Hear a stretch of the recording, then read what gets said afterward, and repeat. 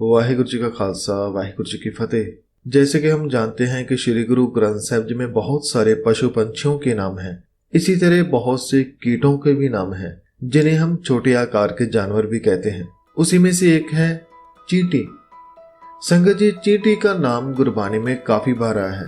जैसे गुरबानी में इसका नाम चींटी भी आया है, कीट भी आया है, कीटी भी आया है, कीरी भी आया है और कीड़ी भी, पंजाबी में इसे कीड़ी कहते हैं। और गुरबानी में चींटी का जो नाम है वो 3 प्रकार से आया है। पहला है परमात्मा की ज्योति।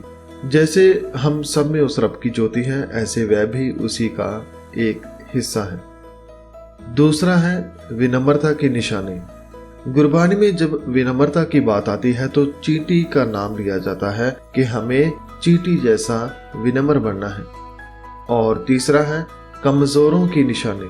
जैसे बहुत से लोग छोटे लोगों को चींटियां समझते हैं, उन पर जैसा चाहे बदसलूक करते हैं, पर गुरु साहब फरमाते हैं कि जब परमात्मा किसी पर कृपा करता है तो वह कमजोरों को भी राजाओं से लड़वा कर जितवा देता है।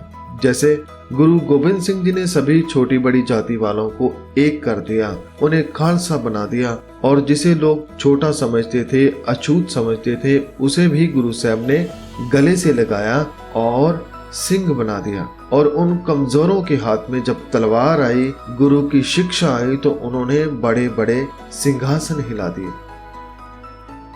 तो संगत जी, आज हम इसी के बारे में यानी चींटी के बारे में थोड़ी सी बात करेंगे और जानेंगे कि चींटी हमें क्या क्या सिखाती है। तो आइए गुरबानी में से जानते हैं।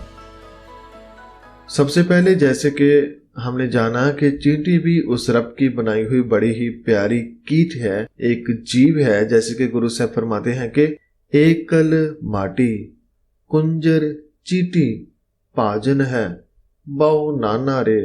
अर्थात परमात्मा ने एक ही मिट्टी से सभी जीव बना दिए। ऐसा नहीं कि किसी के लिए कोई खास मिट्टी मंगवाई और किसी के लिए आम, नहीं, उसने सभी में एक जैसी मिट्टी डाली, अर्थात सब में अपनी ज्योति को डाला और एक छोटे से कीट चींटी से लेकर बड़े बड़े हाथी तक सभी जीव बना दिए।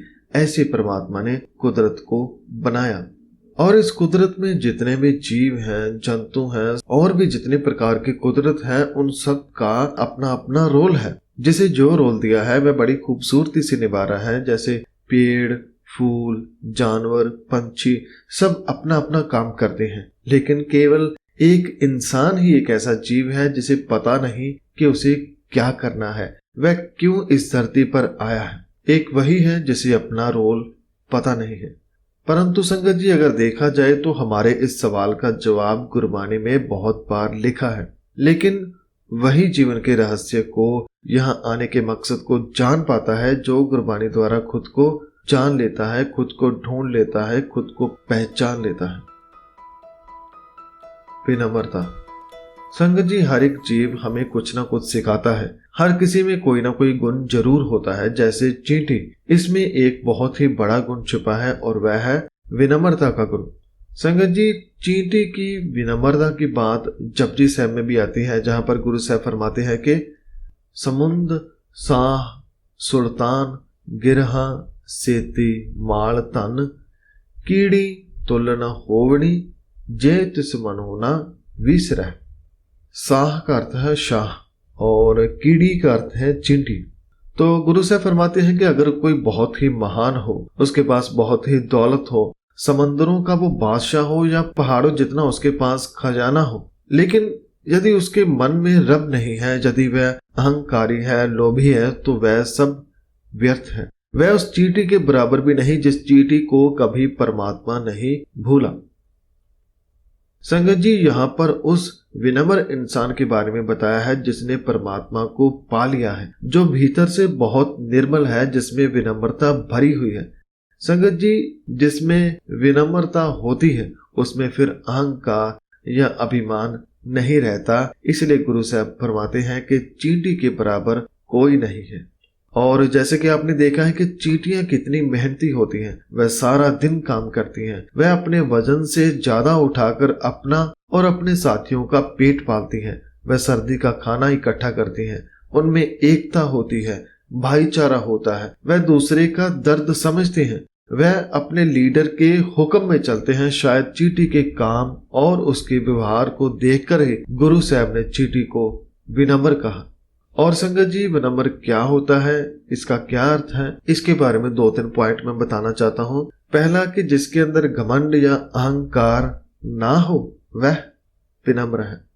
जो अपनी दौलत या नाम की शेखी ना मारे वह विनम्र है। जो अपनी हदों को पहचाने वह विनम्र है। कहने का अर्थ, जब कोई अपनी अच्छे चाल चलन की हदों से बाहर नहीं जाता उसे विनम्र कहते हैं। संगत जी, जब हम अपूर्ण होते हैं, यानी जब हम अधूरे होते हैं, जब हम रब से टूटे हुए होते हैं, तो हम विनम्र नहीं हो पाते।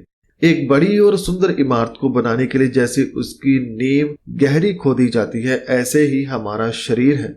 इसके भीतर भी विनम्रता जैसे गुणों की नींव यदि होगी तभी हमारा जीवन सुंदर होगा, हमारी सोच ऊंची होगी।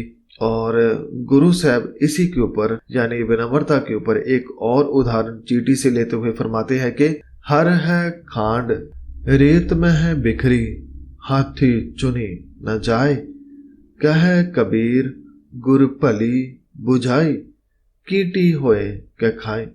खांड यानी जो पंजाबी में चीनी को खंड कहते हैं।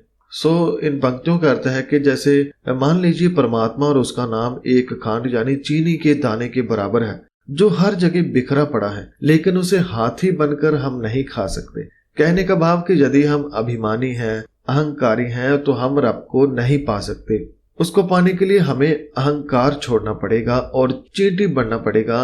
एक चींटी ही है जो रेत में से भी चीनी का दाना ढूंढकर खा सकती है। कहने का अर्थ है, अगर रब को पाना है तो हमें विनम्र होना पड़ेगा, ना केवल रब के प्रति बल्कि समाज के प्रति, खुद के प्रति भी।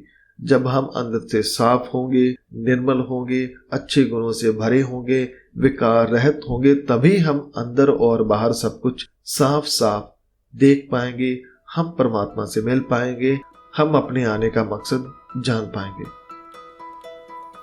कमजोर से ताकतवर। गुरबानी में चींटी के ऊपर जो तीसरी उदाहरण दी है वह है कमजोर से शक्तिशाली होने की, खुद को पहचानने की, अपनी शक्ति को पहचान कर उससे भलाई के कार्य करने। जैसे कि संगत जी, चींटियों को आपने देखा है कि वह दिखने में तो बहुत कमजोर होती हैं, मगर उनमें ताकत बहुत होती है। वे अपने से बड़ी और भारी चीजों को उठा लेती हैं। गुरु साहब फरमाते हैं कि ऐ इंसान, तो भी अपनी ताकत को पहचान और अपनी शक्ति का सदुपयोग कर। संगत जी, अपनी अंदर की ताकत को, गुणों को तभी हम जान पाते हैं जब हम गुरबानी से जुड़ते हैं। गुरबानी ही हमें हमारे अंदर से जोड़ती है और हमारी कमजोरियों को दूर करके हमें ताकतवर बनाती है।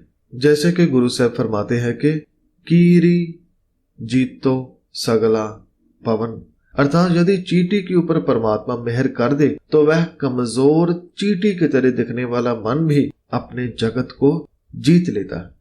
सुखमनी साहब में भी गुरु साहब फरमाते हैं कि नीकी कीरी मह कल राखें, भस्म करे लश्कर कोट लाखें।